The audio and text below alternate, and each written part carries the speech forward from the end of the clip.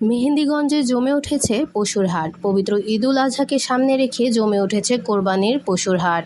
বাজারে বেড়েছে গরু ছাগলের ক্রেতা বিক্রেতার সংখ্যা। এরই মধ্যে উপজেলার বিভিন্ন ইউনিয়ন থেকে পাইকার ও স্থানীয় ক্রেতা বিক্রেতায় মুখর উলানিয়া, চাঁদপুর, চরেকক্রিয়া, অম্বিকাপুর ঈদগাহ মাঠ পশুর হাট। উলানিয়া পশুহাটে গরু কিনতে আসা রাজীব হোসেন বলেন, গরুর দাম বেশি মনে হচ্ছে। এছাড়া সার্বিক পরিস্থিতি ভালো, কোনো দালাল বা অন্য কোনো চাঁদাবাজের প্রভাব নেই। স্থানীয় খামারি গরু বিক্রেতা জানান, তিনি হাটে 3টি গরু নিয়ে এসেছেন, এর মধ্যে একটি গরুও বিক্রি করতে পারেননি।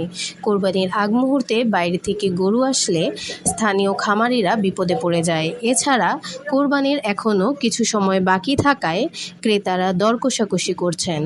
সামনের হাটের দিনগুলোতে হয়তো বিক্রি হয়ে যাবে।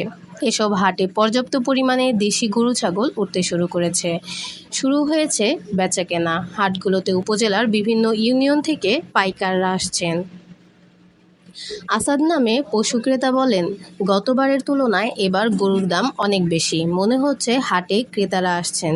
এবছর ক্রেতাদের অনেকে বাজারে পশুর দরদাম যাচাই করতে এসেছেন, আবার অনেকে পশু কিনতে হাটে এসেছেন, তবে অনেকে কিনছেন। এক গরুর ব্যাপারী বলেন, হাটে আজকের 15টি গরু কিনেছি। গরুর দাম অনেকটা বেশি। বর্তমান হাটে যেসব গরু ছাগল আসতে শুরু করেছে তার বেশিরভাগ স্থানীয়ভাবে লালন পালন করা। কোরবানির এখনও অনেক দিন বাকি থাকায় ক্রেতারা দর কষাকষি করছেন। সামনের হাটে বিক্রির পরিমাণ বাড়বে, তবে গরুর খাদ্যের দাম বাড়তি, এতে উৎপাদন খরচ আগের তুলনায় অনেক বেড়েছে। তবে হাটে গরুর চাহিদা ভালো। মেহেন্দিগঞ্জ থানার অফিসার ইনচার্জ ইয়াসনুল ইসলাম বলেন, হাটে পশু বিক্রি করে বিক্রেতারা যেন টাকা নিয়ে নিরাপদে বাড়ি যেতে পারেন, পুলিশ সে বিষয়ে সজাগ রয়েছে। এখন পর্যন্ত কোনো ধরনের অভিযোগ পাওয়া যায়নি। অভিযোগ পেলে তদন্ত করে ব্যবস্থা গ্রহণ করা হবে।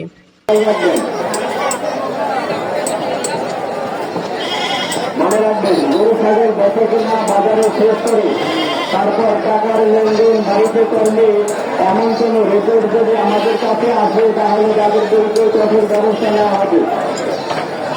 কোনো কেউ এমন কোনো প্রতারণা করার চেষ্টা করবেন না। সকলের গরু সাবধানে রাখবেন, কোনো রকমের যাতে উত্তেজিত না হয় সেদিকে খেয়াল রাখবেন।